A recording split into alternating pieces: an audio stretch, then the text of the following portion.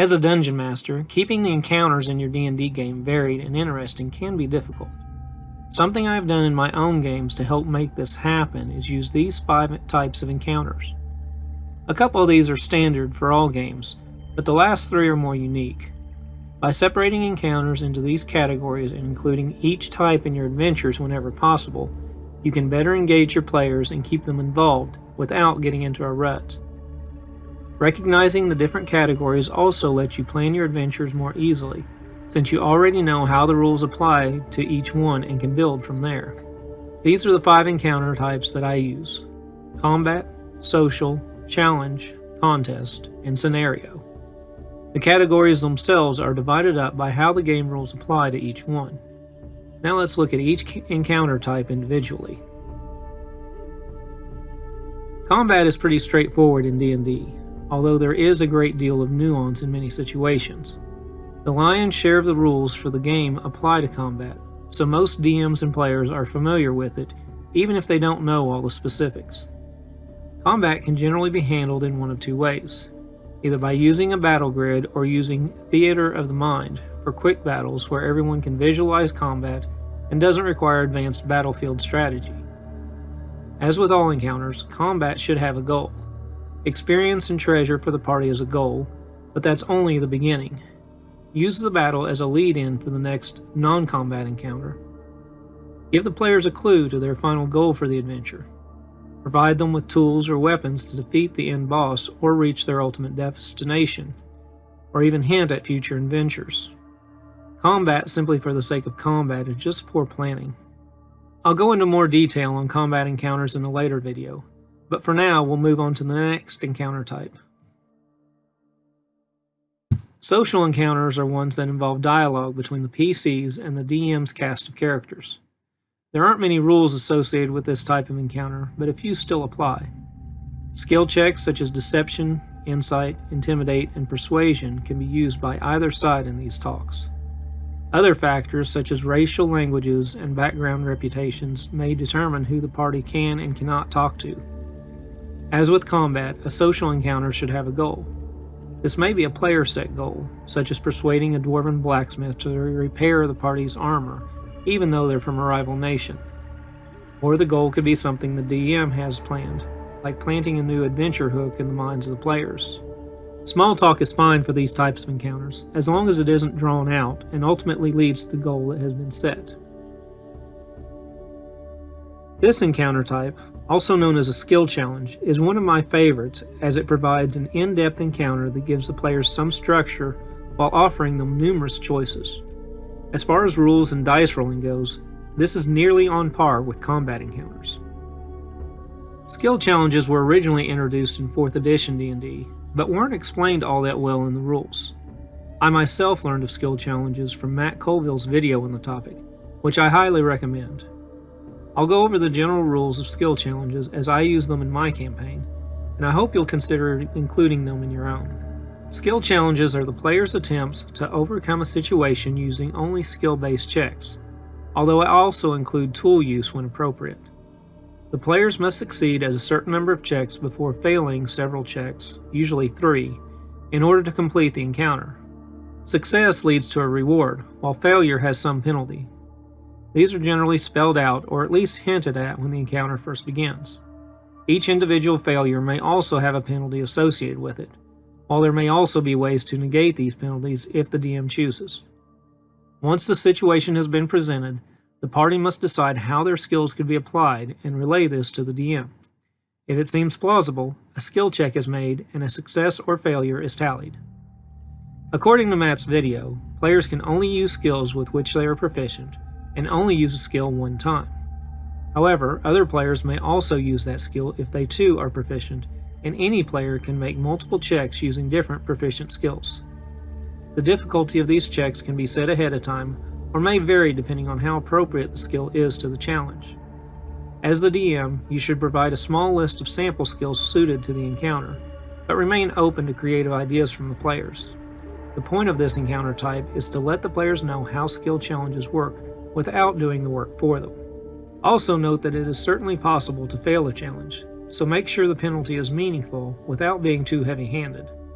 Learning to deal with defeat and getting back up afterwards makes for a memorable party.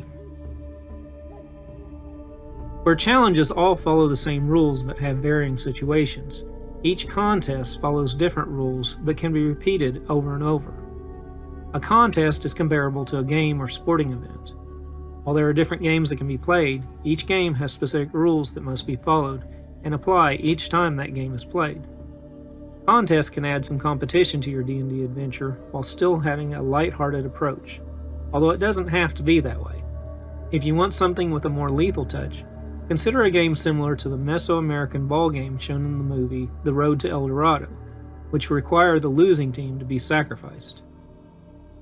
Sample contests I used in my tropical Shoals of Pain setting included a knife-throwing game similar to barroom darts, a game based on the ancient Taino sport of Batu, and a dwarven eating contest involving poisonous mushroom stew. After presenting the players with the rules for each contest, they were able to compete against their opponents until a winner was declared. And because of the nature of contest encounters, it was possible for them to compete again in the future. Challenges are all unique, but follow the same general rules. Contests are repeatable, yet each contest follows its own set of rules. Scenarios are different from both in that each encounter is unique and applies its own set of rules to the situation. Scenario is a catch-all term that I use for any encounter that is truly unique within the adventures I create. Puzzles and traps both fall within this category so long as they involve something more than just a single die roll. The key to making a good scenario is letting the players know what is happening once they have decided to start the encounter. Give them a defined goal and let them know what rules apply to achieving that goal, assuming their characters have enough knowledge to recognize these things. As Matt Colville puts it, translating character knowledge into checks and DCs for the players is not metagaming, it's just gaming. And the players may need this information to complete the encounter rather than muddle through it, getting frustrated by not knowing what to do or where to start. I'll be making a part 2 of this video to give plenty of examples of challenges, contests, and scenarios. But since scenarios can be so unique, I'll list a few examples here. These are taken from my Shoals of Pain and Unrest campaigns. One of the first scenarios I used in Shoals of Pain was called What's in the Bottle? The PCs were visiting the local temple and met a young acolyte named Edwin. He had been tasked with labeling some old potions that had been in storage. The rack the potions were on identified the bottles, and Edwin was to mark the bottles themselves before moving them. Unfortunately, the rack tipped over and the bottles rolled onto the shelf. Without knowing where each bottle was located on the rack, he wasn't able to identify them, and thus asked the party for their help. I decided that the only way to identify these potions without diluting the contents or risking hazardous effects was to smell the contents, determine their ingredients, and figure out their effect from there. Medicine seemed like an appropriate skill to use, both for identifying ingredients and their effects.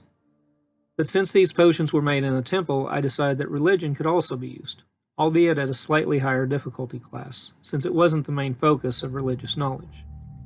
Nature felt like a good skill to include for identifying ingredients alone. If you use this or a similar scenario in your own game, you may decide on a different set of skills. But as long as you can relate your reason for using each one to your players, do whatever works best for you and your group. This scenario functioned as a matching puzzle. The players had several good rolls to start, identifying both the ingredients of a potion and the potion's effect based on those ingredients.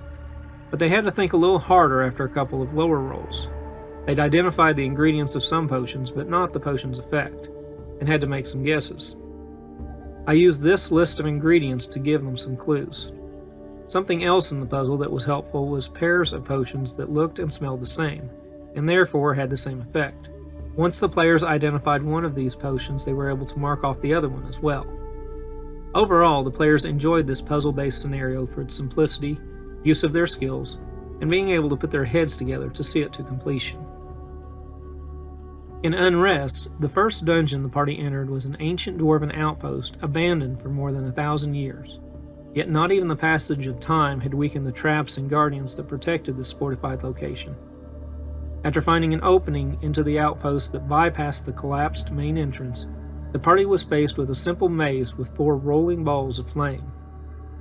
This flaming sphere maze didn't require much in the way of skill checks to overcome, but was instead more of a tactical obstacle played out on a battle grid. As a group, the party could move 2 spaces per turn, after which the spheres would each move 2 spaces along a predetermined path. One of the players realized that the spheres may be moving in a pattern, so I called for an investigation check. How well the player did on the roll determined how many patterns they were able to identify. With this knowledge, the PCs were able to move deftly through the maze and avoid getting burned. But I did include one more item in the maze. Along the top of the walls were repeated dwarven runes in an ancient dialect. Deciphering these runes required a DC 15 history check, as well as pausing for 1 turn. But I gave the player advantage on the check if their character spoke dwarf. The writing simply said, "All friends of the dwarven people are welcome in our home." This came into play later in the dungeon when the party could effectively shut down the construct guardians by saying, "We are friends" in dwarf. Obviously, this tactic was stolen from Lord of the Rings, but I wanted to make it simple enough to figure out while letting the players determine when it would be useful. Using scenarios in this way, adding a clue in one encounter that doesn't become relevant until later, can add cohesion to your dungeons and adventures, so feel free to build upon this in your own game. The final scenario I'm including in this video involves a bit of randomness. Rolling dice is something that is familiar to both players and DMs, but random scenarios like this can add a bit of flair to encounters, even making them a surprise for you as the dungeon master. The party in my Unrest campaign was floating through an underground sea using a couple of rafts they had found previously. Unfortunately, they came across a patch of rough water. Deep holes in the shallow seafloor were creating currents and eddies in the water, and the roof of the cave wasn't quite as stable here. This led to another tactical scenario involving the battle grid. Both rafts had to avoid a series of random obstacles as they floated between the columns of rocks. This included minor whirlpools, sharp rocks hidden below the surface of the water, falling stone from the ceiling, and giant albino crayfish that would make a quick opportunistic attack at the party. Each round I rolled for which obstacle each group would have to face. With 3 party members on each raft, they had an opportunity to choose who would handle that particular obstacle based on the skill required. If they failed against the whirlpool, the raft would go into a spin, making the next challenge more difficult.